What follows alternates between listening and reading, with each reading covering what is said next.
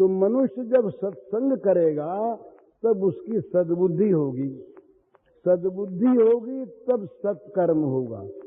कोई भी कर्म करने से पूर्व, किसी भी कर्म में आदमी प्रवृत्त होने से पहले, चाहे क्षण भर के लिए हो, वो चीज पहले मन में आती है। मन में आई हुई चीज बाहर आती है, नियम है। तो मन यदि शुद्ध होगा तो शुद्ध कर्म होंगे, मन यदि अशुद्ध होगा तो अशुद्ध कर्म होंगे। तो भगवान की कृपा जो अपने ऊपर मानता है, कृपा पर जो विश्वास करता है,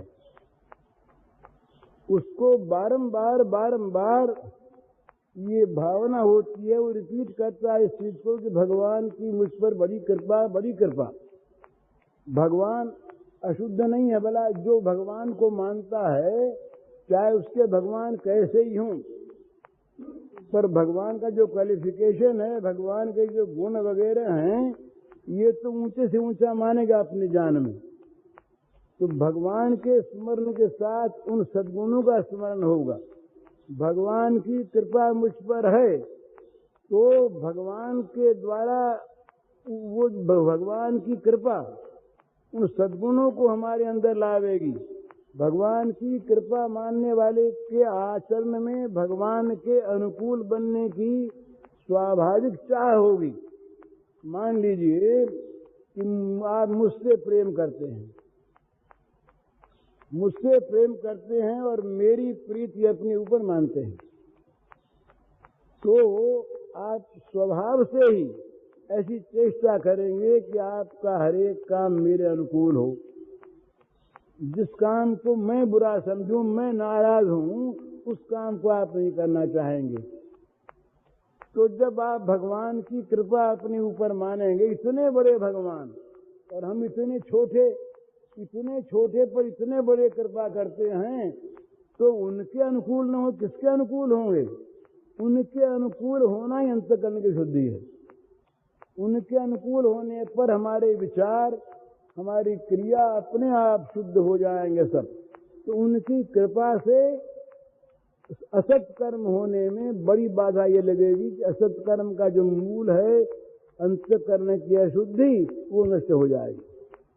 दूसरी बात, भगवान की कृपा जो है वो उसमें इस प्रकार की एक शक्ति है कि उसका, और वो सर्वत्र व्याप्त, जब भगवान की कृपा सर्वत्र व्याप्त है, तो कभी भी किसी प्रकार का भी बुरा कर्म करने की अगर चाह भी मन में हुई, तो भगवान की कृपा शक्ति तत्काल रोक देगी। मत करो, चाहे वो अंतरात्मा की आवाज के रूप में आवे और चाहे अन्य किसी रूप में आवे, वो रोक देगी भगवत कृपा, क्योंकि कृपा साथ है ना। जो जिस बच्चे पर माँ की कृपा है, बच्चा चल रहा है, बच्चा कहता है कि माँ की अंगुली की मुझे क्या दरकार है, मैं चलूंगा तो पहुंच जाऊंगा। बात तो ठीक, पर रास्ते में ऊबड़ खाबड़ रास्ता भी है, कहीं गिरने की जगह भी है, टकराने की जगह भी है। बच्चा अबोध है, उसे मार्ग का पूरा ज्ञान नहीं है। अगर माँ साथ रही, माँ की अंगुली पकड़े रहा, तो वो जहां कहीं गिरने का अवसर आवेगा तत्काल माँ उसको हाथ पकड़ लेगी, गिरने नहीं देगी। भागवत में ब्रह्मस्तुति में ब्रह्मा जी ने भगवान से कहा कि महाराज, ये जो आपके भक्त हैं, ये तो विघ्नों के सरदारों के सिरों पर पैर रख के चलते हैं। बच्चा माँ की अंगुली पकड़े जाता है और बच्चा शरारती, बोध उसको है नहीं, तो रास्ते में कहीं पत्थर देखता है तो जानबूझकर पत्थर पर पैर रखता, पैर टेढ़ा करके। और अगर न संभालने वाली माँ हो तो तत्काल गिर जाए। पर माँ तत्काल, वो हाथ पकड़े हुए ना, तत्काल वो गिरने लगा, तत्काल संभाल लिया, वो गिरने से बच गया। तो जैसे माँ का आश्रय अबोध बच्चे को गिरने से, टकराने से बचाता है, इसी प्रकार ये जितने भी हम कर्म करने वाले जीव साधक हैं, ये अबोध हैं। भला ये जाना तो चाहते हैं, कर्म करना चाहते हैं, ठीक, पर अबोध हैं। किस कर्म की क्या स्थिति गति है, क्या परिणाम है, इसको पूरा जानते नहीं। कौन सा रास्ता कहाँ जाएगा इसका पूरा पता नहीं, क्योंकि पहुंचे नहीं, गए नहीं। इस अवस्था में रास्ते को जानने वाले पथ प्रदर्शक ही नहीं, रास्ते के रक्षक, हमारे महान आश्रय भगवान की कृपा यदि हमारे साथ रहेगी तो हमें तत्काल गिरने से बचाएगी। कृपा की बड़ी आवश्यकता। कृपा शुद्ध कर्म कराएगी, कृपा शुद्ध कर्मों में जाने से बचाएगी। और कृपा क्या करेगी? कर्म करना हम चाहते हैं, अच्छा कर्म करेंगे, अच्छी जगह पहुंच जाएंगे, अच्छी बात। पर कहीं लखवई मार गया, कहीं पैर ही टूट गए, दिमाग ही खराब हो गया, तो कैसे पहुंचेंगे जहां जाना है वहां पर हम।